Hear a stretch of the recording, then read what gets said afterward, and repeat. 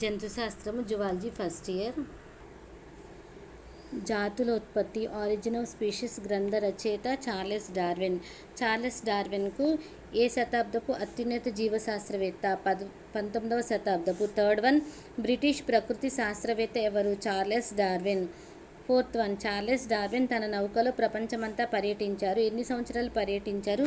ఆ నౌక పేరు ఏమిటి? 5 సంవత్సరాల పాటు చార్లెస్ డార్విన్ హెచ్ఎంఎస్ బీగల్ అనే తన నౌకలో పర్యటించారు. 5 సంవత్సరాలు. ఆ నౌక పేరు వచ్చేసరికి హెచ్ఎంఎస్ బీగల్. ఫిఫ్త్ వన్, మార్పులతో కూడిన వారసత్వమే పరిణామం అన్నది ఎవరు? Charles Darwin. Next one, sixth one, జీవశాస్త్రం అనగా? జీవం, జీవక్రియల విజ్ఞానమే జీవశాస్త్రం. నెక్స్ట్ వన్, కణం అనగా? నిర్మాణాత్మక క్రియాత్మక ప్రమాణాన్ని కణం అంటారు. నెక్స్ట్ బిట్, అన్ని జీవవ్యవస్థలకు శక్తికి మూలాధారం ఏమిటి? సూర్యుడు. నెక్స్ట్ బిట్, జీవాన్ని ఎలా కొనసాగింప చేస్తున్నాయి? సౌరశక్తిని రసాయన శక్తిగా మార్చి. నెక్స్ట్ బిట్, జీవి శక్తి నిల్వ కోసం జరిగే అణుసంశ్లేషణ చర్యలను నిర్మాణ క్రియలు అంటారు. నెక్స్ట్ బిట్, దేని వలన జీవులలో వైవిధ్యాలు ఏర్పడతాయి? ఉత్పరివర్తనాలు లేదా జన్యు పునఃసంయోజనకాలు వల్ల.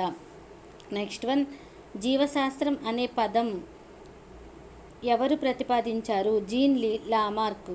నెక్స్ట్, జీన్ లామార్క్ ఏ దేశస్థుడు?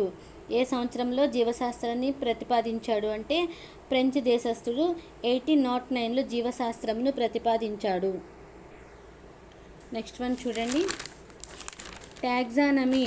టాక్సానమీ అనే పదమును ప్రతిపాదించినది ఏపీడి కాండోల్. కణశాస్త్రంను ఇంగ్లీష్లో ఏమంటారు? సైటాలజీ అంటారు. ప్రస్తుతం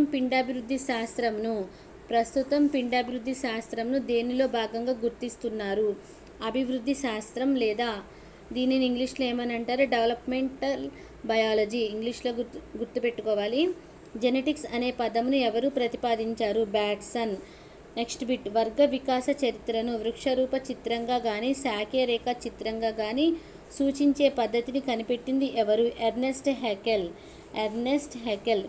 విస్తృత జీవ వైవిధ్యాన్ని గురించి తెలిపే శాస్త్రాన్ని సిస్టమాటిక్స్ అని అంటారు. నెక్స్ట్ వన్, పూతికాహారులు తప్ప అన్ని విషమ పోషక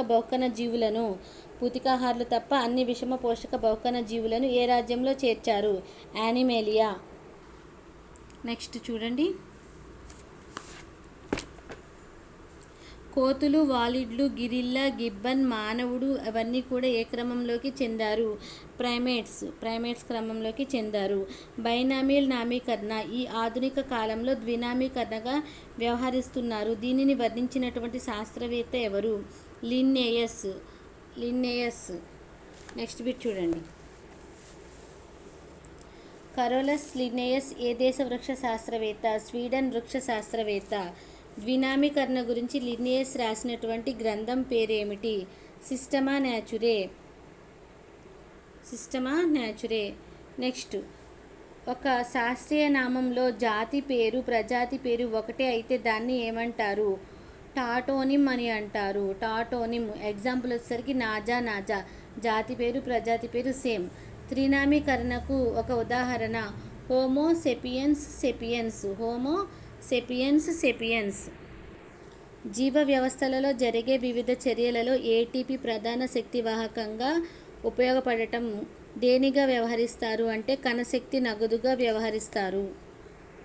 చూడండి, ఈ ఆర్డర్ గుర్తుపెట్టుకోవాలి, తప్పకుండా ఇస్తారు. పరమాణువులు అణువులుగా, అణువులు కణంగా, కణం కణజాలాలుగా, కణజాలాలు అవయవంగా, అవయవాలు అవయవ వ్యవస్థలుగా, అవయవస్థలన్నీ కలిసి జీవిగా, జీవులందరూ కలిసి జనాభాగా, జనాభా అంతా కలిసి జీవ సమూహంగా, జీవ సమూహం మొత్తం జీవవర్ణ వ్యవస్థగా, జీవవర్ణ వ్యవస్థ మొత్తం జీవగోళంగా ఈ విధంగా ఉంటుంది. ఇదంతా కూడా నిరంతరం ఒక కారకంగా నుంచి మరొక కారకానికి ఒక వలయ క్రమంలో ప్రసరిస్తూ ఉంటాయి. ఈ ఆర్డర్ అనేది గుర్తుపెట్టుకోవాలి, పరమాణువు నుంచి జీవగోళం వరకు. Okay.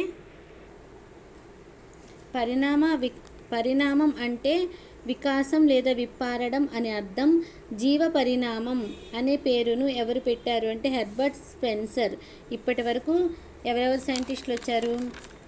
Charles Darwin, Jean Lamarck, A P de Candolle, Bateson, Carolus Linnaeus, ఇంకా ఎర్నెస్ట్ హెకెల్, ఇంకా వచ్చేసరికి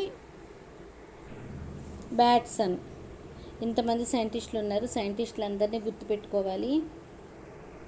ఇక్కడికి 25 బిట్స్ అయ్యాయి. ఇంకా జువాలజీలో వీడియో పెద్దదైపోతుందిగా జువాలజీ సెకండ్ ఇయర్ నుంచి 25 బిట్స్ వస్తాయి. Botany 25 50 bits everyday. బాటనీ నుంచి 50, జువాలజీ నుంచి 50 బిట్స్ వస్తాయి. ఈ వీడియో నచ్చితే లైక్ చేయండి, సబ్స్క్రైబ్ ద ఛానల్.